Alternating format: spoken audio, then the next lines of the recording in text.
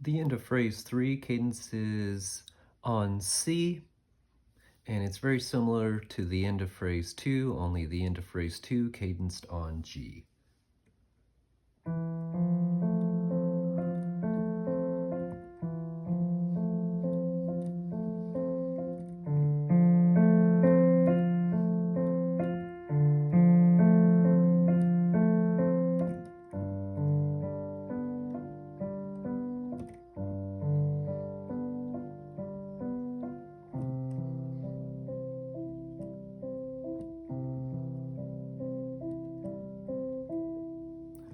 I was indulging in a very soft finish to that passage in order to reflect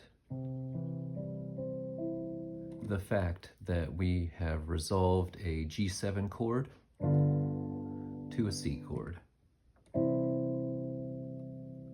If you're someone who plays on a keyboard a lot, you may really have a lot of fun playing super softly like that.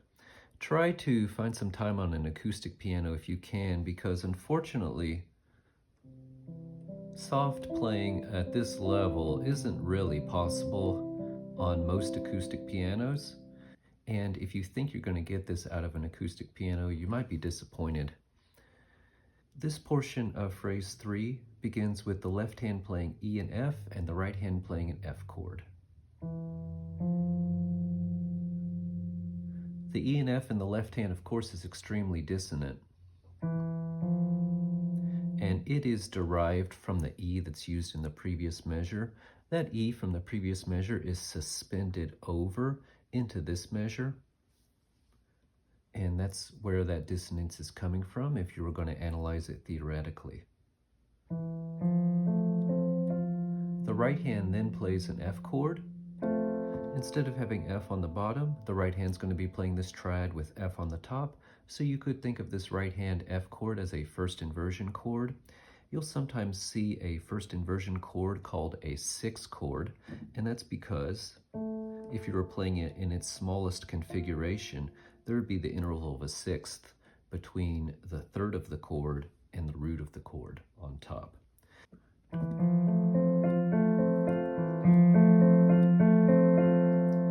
After we play the F chord with the E in the bass, the E goes down to a D, and everything else stays the same. And this could be considered a 2 chord. You are making a chord that has thirds and even a seventh. And you are building this chord on the second note of the C scale, and that's why it's called a 2 chord.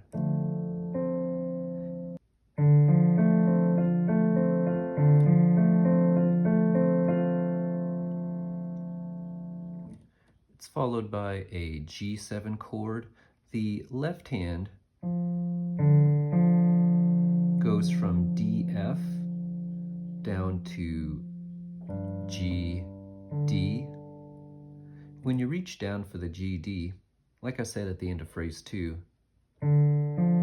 let go of the finger 3 at the end of measure 17. Put your finger 2 on the D key, but don't play it yet. And then reach down with the 5th finger to play the G. And then, because you placed the finger 2 on D already, you're ready to play the second note of measure 18.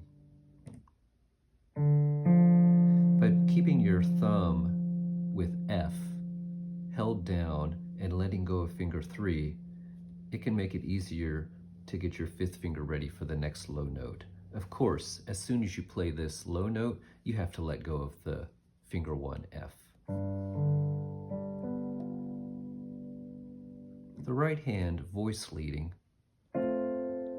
is again very simple, where the top note will stay the same, but the finger 1 and finger 2 will travel down a step, and in this case they're going to G and B, and that gets us what's called a G7 chord.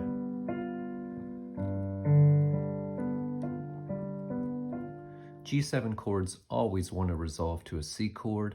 Here they do. If they don't resolve to a C chord, it can be an emotional surprise in the music, and they often, if they don't resolve to a C chord, they could do a deceptive cadence to an A minor chord. You see, it sounds good, one, because of the surprise,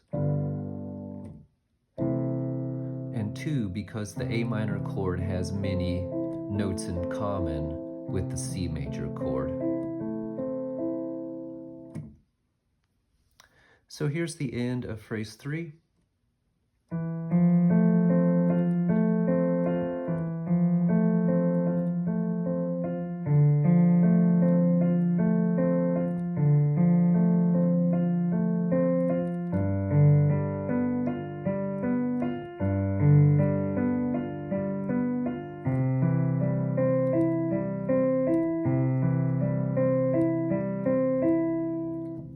Because my right hand was touching G, B, F, it will be really easy to reach the C chord that this resolves to, and we're going to be playing finger 1 on G, finger 2 on C, and finger 4 on E. Because that means that we only have to move the finger 2 one key over, and finger 1 is already where it needs to go, and finger 4 was already resting where it needs to go. Here's the sound of these chords with playing as blocks.